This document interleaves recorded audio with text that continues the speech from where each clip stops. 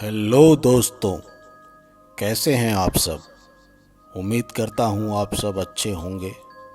लो फिर एक बार एक नई कहानी के साथ आपका अपना दोस्त आपके अपने चैनल पे फिर से हाजिर हूँ।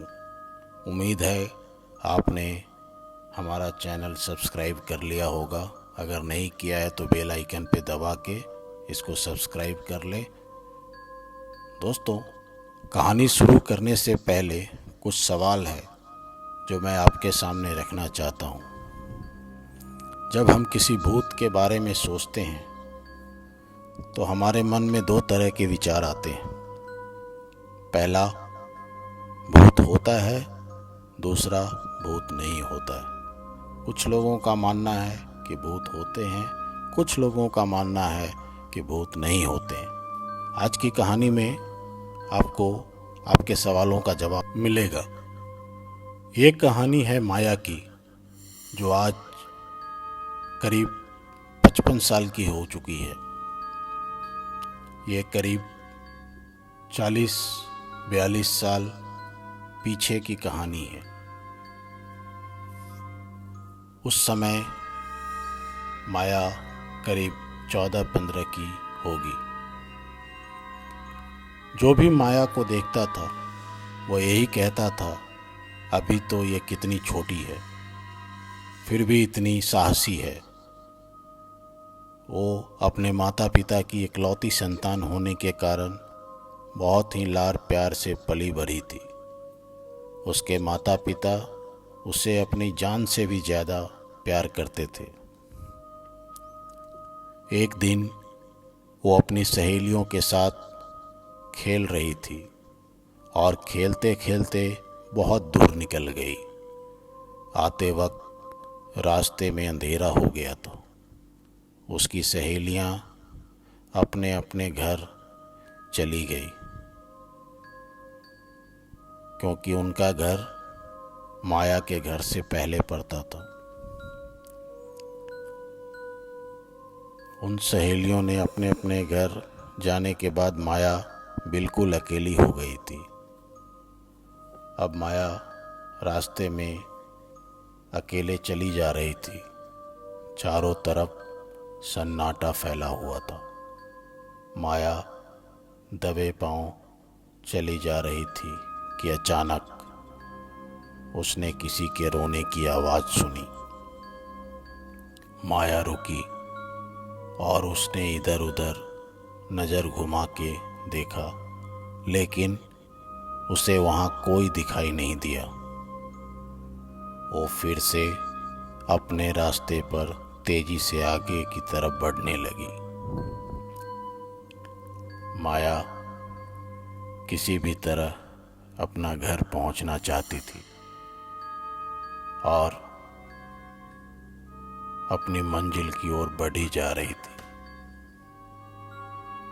कि फिर से उसने किसी की जोर से रोने की आवाज़ सुनी। इस बार उसे कोई दिखा जो सफ़ेद कपड़ों में था, जो रास्ते में थोड़ा हटकर झाड़ियों के पास बैठा हुआ था और जोर जोर से रो रहा था, मानो उसे कितना दर्द हो रहा हो। माया ने सोचा, कोई बूढ़ा व्यक्ति है जिसको शायद मेरी मदद की ज़रूरत है। माया वैसे भी हमेशा सबकी मदद करने को तैयार रहती थी। माया सोचते हुए उस व्यक्ति की तरफ बढ़ ही रही थी कि उसे दूसरी तरफ से भी रोने की आवाज़ आने लगी। अब माया वहाँ देखने लगी जहाँ बूढ़ा व्यक्ति उसे बैठा दिखाई दे रहा था, लेकिन ये क्या, अब वहाँ कोई नहीं था।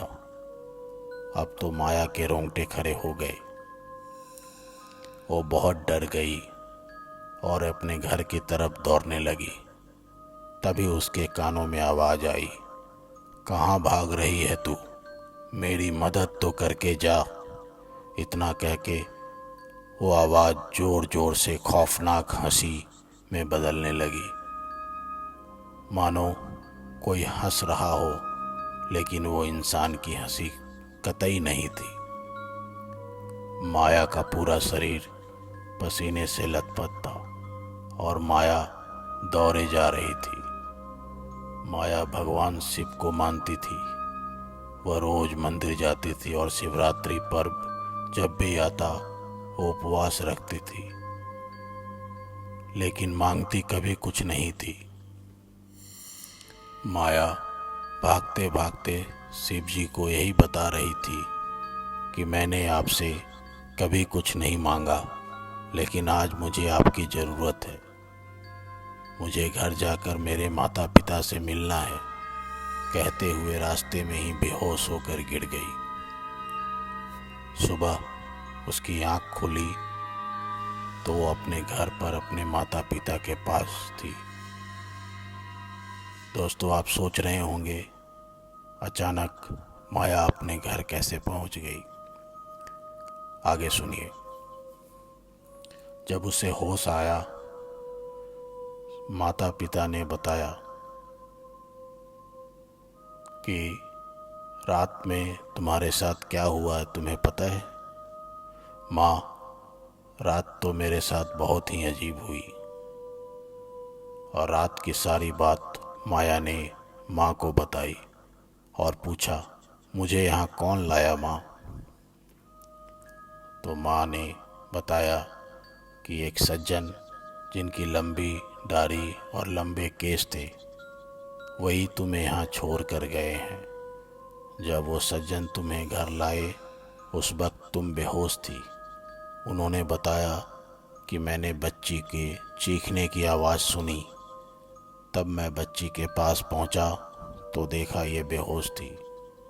फिर वो तुम्हें घर लाए और कहा आगे से अपना और अपने बच्चे का ध्यान रखना। इतनी देर रात को आगे से ये बाहर ना जाए। इतना कहकर वो सज्जन चले गए। माया सोच रही थी आखिर वो कौन थे। तो दोस्तों, क्या आप बता सकते हैं कि वो सज्जन कौन थे? प्लीज़ कमेंट्स बॉक्स में ज़रूर लिखकर बताएं कि वो सज्जन कौन थे। तो ये कहानी माया की थी। अगर आपके पास भी कोई ऐसी ही कहानी है जो आप लोगों के साथ शेयर करना चाहते हैं, तो हमें कमेंट्स बॉक्स में लिखकर भेजें। हम वादा करते हैं आपकी कहानी को भी दूसरों लोगों तक पहुंचाएंगे। धन्यवाद। अपना ख्याल रखें। शुभ रात्रि।